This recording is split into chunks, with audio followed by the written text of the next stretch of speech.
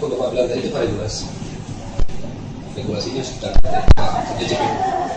Karena kan begini Pak, itu di kebun liga, di PKS itu kan tidak semua sawit itu dia punya sendiri.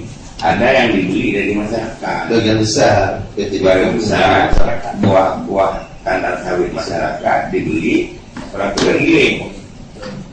Jadi itu kan free, dia nggak punya apa-apa itu.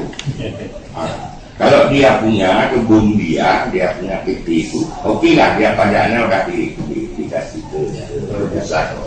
Ini kan kalau Mendagri Pak arahannya justru sebalik dari kita ya.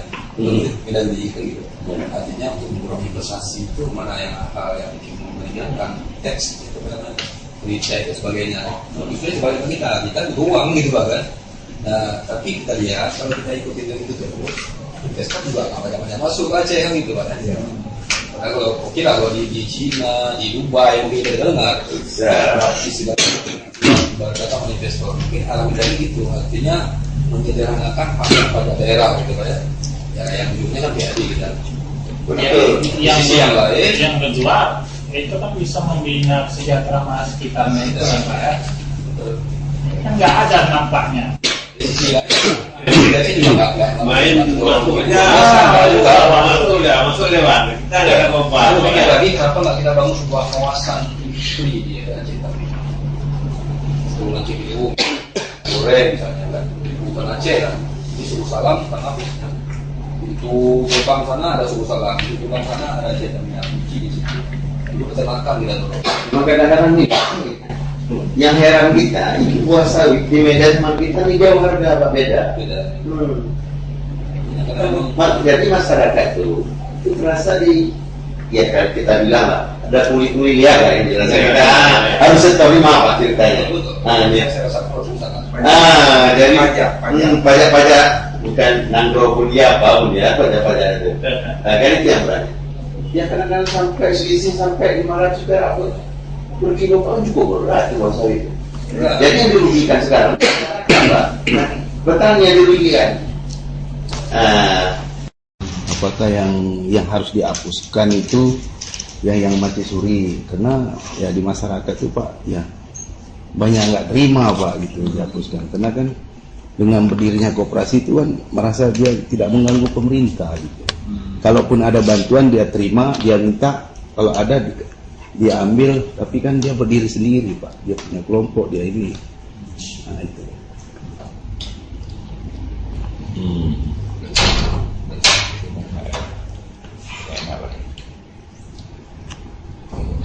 Itu milik dia, karena pada saat pembentukan koperasi itu dia yang keluarkan dana yang 2,5 juta itu. Ya. Nah, inilah persoalan-persoalan yang persoalan laten lah ini. Ya. Jadi makanya hari ini pemerintah pusat itu kan dari laporan itu sangat jelas. Misalnya, maaf Bapak, itu ada koperasi yang sejak berdiri sampai dengan sekarang, sampai dengan hari ini dia tidak pernah melaksanakan kewajibannya itu melaksanakan RAK.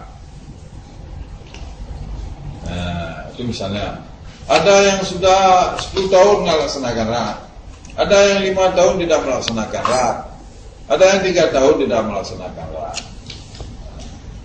Jadi koperasi-koperasi seperti inilah yang memperburuk citra koperasi di tanah air.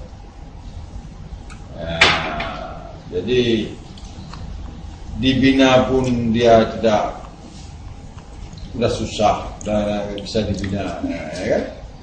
Maka lahirlah wacana itu akan dibubarkan. Jadi makanya untuk koperasi-koperasi dia aktif, tapi dia tidak melaksanakan RAK, ini kita harap di dinas baik di provinsi maupun di kabupaten kota itu terus membina.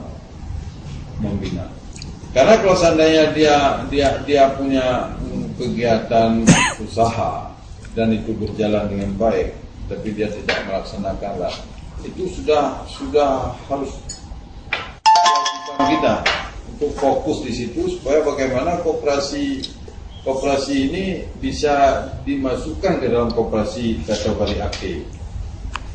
Nah, karena kalau seandainya dia tidak melaksanakanlah, itu tidak mungkin koperasi itu dianggap koperasi aktif.